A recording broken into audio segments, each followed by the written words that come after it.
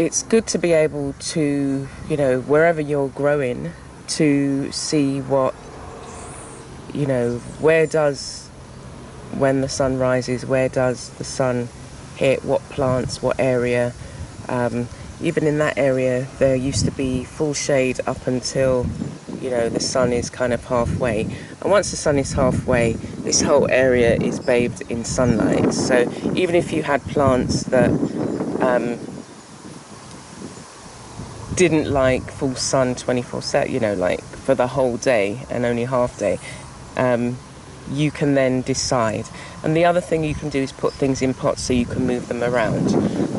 But all the things that I have here, like full sun, apart from my aloes, and I learned that the hard way, because I had a plant that had grown well in the shade and I hadn't really thought anything of it. Once I put it in full sun, it started to go brown. Anyway, so I moved it, and now I've got one downstairs under shade. They're both in shades. They get some sunlight, but not full on. Okay, so as you can see from other videos, I've talked about the 3 sections that I put the land in. It was all one long row, and I didn't want it to look like a farm. I mean, obviously, you know, when you look back there, you know, that looks like there's farming going on. But I wanted it to be like a garden that was full of colour, smells and food. Most importantly, food. And it needed to be one where, I mean, I planted, so when you go out there, you can create certain moods.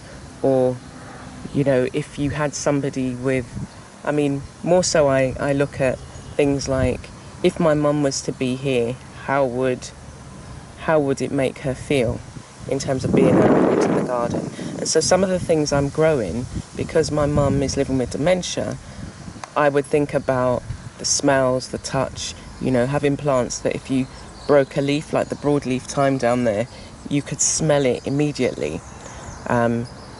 Because she's got limited visibility, having brightly coloured flowers like the Mexican sunflower that comes out, and thinking about how you plant up your area, so that you take into consideration if you have somebody that you're caring for that has these kind of issues or mobility, how do you set up your space to take those things into consideration? So that's really, when I look at my garden, that's kind of really where I'm coming from. And so as you see me develop the garden, you will see the changes take place that take those things into consideration. So currently at the moment, my mum's in a wheelchair, so she would have limited access out here because the beds are small, so I have to address those, not the beds, the pathways are small, and when it rains they're muddy, so that's one of the things to address. Cardboard, it disintegrates and it, you know, holds the water, so you step on it and it's wet. So what other areas can I create that if my mum was here, she would be able to have access? The other things, like if you look around the mound that you can see, there's loads of rocks. So this property had, this was all overgrown and trees, so when it got dug up, these rocks appeared. There was just millions and millions, that's how it seemed, millions of rocks. And you can actually see in this bed here, I mean, this bed I handpicked, and there's still, handpicked all the rocks out, and there's still, you can still see, you know, rocks in the soil. So this bed I hadn't really done anything with. These two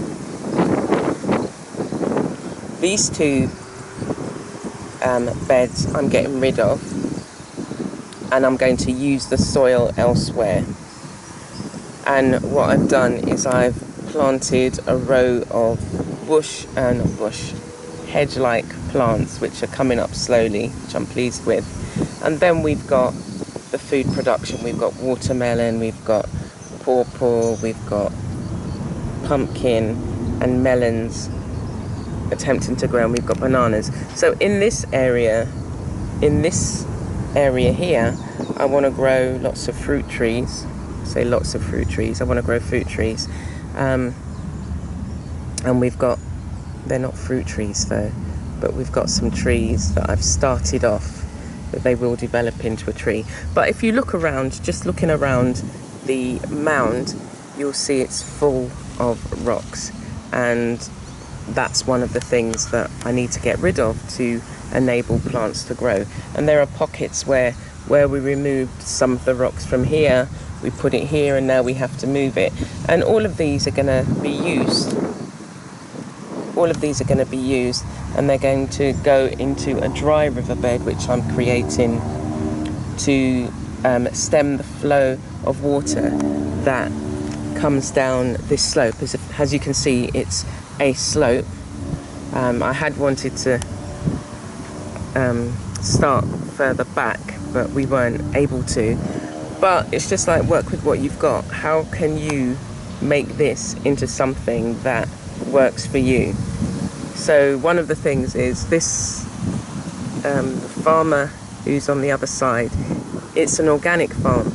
So anything that runs down here, I mean, the mound stops a lot of the runoff from his part. I mean, there's a slope on his part around here. It starts to slope downwards. So anything that and then the rest is flat. But anything that comes down here, it will slowly seep. And I'm going to be putting plants at the back there. But it will slowly seep down, and it seeps into here. So we'll get all the nourishment and the goodness that's coming off his farm. But I have to address, in terms of some plants that are growing, where they sit and how they will help the flow of water that's coming down and stop it sort of like coming down and just saturating all this area. So if we can keep as much of the water flow that flows downwards in these areas, then that's good. So I've taken care of that in this area by having the Mexican sunflower grow here, and I think they like a lot of water. I mean, these have been growing really well here, and this is the most amount of flowers I've seen on any of the plants I've had. And all of this has been just grown from one stick, which was about the size of my finger. And all of this is the next generation. So coming from this angle, I'm able to see, okay, next I need to do X, Y, or Z. So I had put, where you can see black plastic, it's where I'm stemming the flow of, not the flow, I'm stemming the growth of the grass. So we've just recently had it cut. The banana trees look like they're leaning, don't they? Anyway, so we've just had it cut. I'm going to need to address that. Again, we've got a strong breeze coming from east to west. And so on the back I'd had the black plastic. Now it's been cut, I can just scrape off the grass. I've got to remove the stones and set about planting some. I'm going to have some Mexican sunflowers at the back because they grow really quickly. In a month I will have the semblance of a hedge, so that's what I'm going to do there. And I'll probably do that all around, just for the time being, and then put a hedge in. Anywhere the Mexican sunflower is planted, it puts back nutrients into the soil. And then the leaves are also full of, it's a natural fertilizer, so you can make your own, fertilizer from the leaves, or you can just cut and drop and put it into pots. Whatever you're planting, you can put in first, or you can just use it to nourish the soil.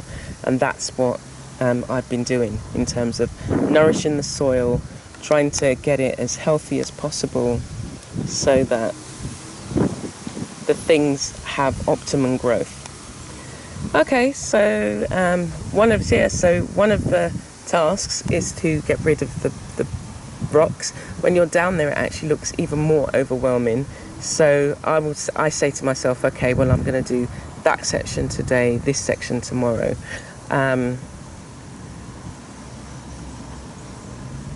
Now we've had the grass cut. If we go round the front of the house, that's the front. So I want to get a hedge going here. I've got some bougainvillea, so where you can see that cardboard is going to be the line of the hedge. So I'm going to plant the bougainvillea in so that they can start to grow and enjoy being where they are at the moment. Enjoy being there and start just flourishing, and then I can develop more. So I have to take the soil that I said, that's one of the things, take the soil from here and move it up to the front. Remove the rocks, so that's another task. There's some black plastic that was covering some of the grass, so I've got to pull that up and prepare it for the fruit trees I want to have there.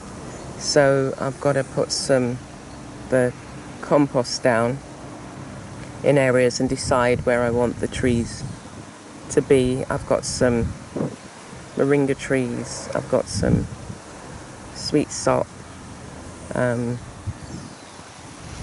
we've got some mangoes growing in other places, but right here there's about 5 mangoes growing in a clump, so I need to separate them out and plant some at the back here, because mangoes grow pretty tall. So again, you want to create that kind of, not forest, but you want to get the kind of privacy. The banana trees, I need to just double check, make sure they're okay, and stake them if necessary. I've got some, yesterday I put in some cassava, so I just need to mulch around them and water them in. I've got some there, and I've got some there as well, and a general tidy up. So removing the rocks. We've got some wood chip that we've got supposedly coming in. Obviously that's not something I can do today, but today's task will be to rake. One of the tasks, you see me there, to rake up all the grass so that we can use it for the mulch, and also use it for composting, to let it break down and use it for composting. And that's what I've been doing here. I mean, with this particular one, that's been going for a couple of months, and it's been breaking down, so there should be some nice compost at the bottom there.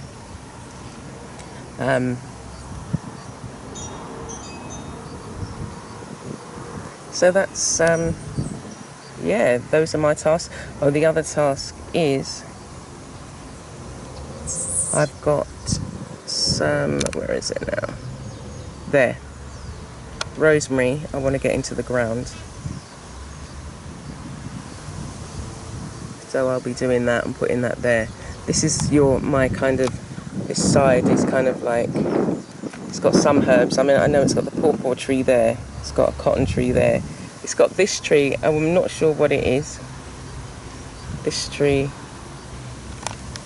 Let's see if we can, that tree, I'm not sure what it is or how tall it grows. And then the other thing I want to maybe consider is changing the way the beds are. So maybe, not having the length, but maybe making it a little bit smaller to fit the plants that are going to grow there, or so that you can, you can walk in and go down, not even particular rows, but if I wanted to go along there and just cut across here, that I could. So maybe think about how, and that's also thinking about how you stem the water flow. If the water has to, if it's just, a straight route, so it's coming all the way down there, gushing down there, going down here and down here, it's gushing down here as well. But if, you could make different paths, so that then stems the flows, because it's got a bit longer to travel. So that's something that I can think about, but I can only do it from this point of view, where I can imagine how I want it to look. So this is a really great angle to be able to see everything from. Okay, so we're going to get on with some work, and I'll show you as we go on. The first thing to do though is to rake, because we don't want this all breaking down and going back into the grass, because it grows so quickly. I mean, it will prevent it from going as quickly, but this is useful material to feed the beds and retain the water, and so that's how I use it. So that's how you can see all of these beds, the grass, that's like 2 cuttings ago. So 2 months ago I started, when we moved in, and I started doing that, and these are breaking down, and I chop and drop and add, and so those beds will be full of nutrients, so that when I start planting in them, things will grow really well. Yes, so let us get on.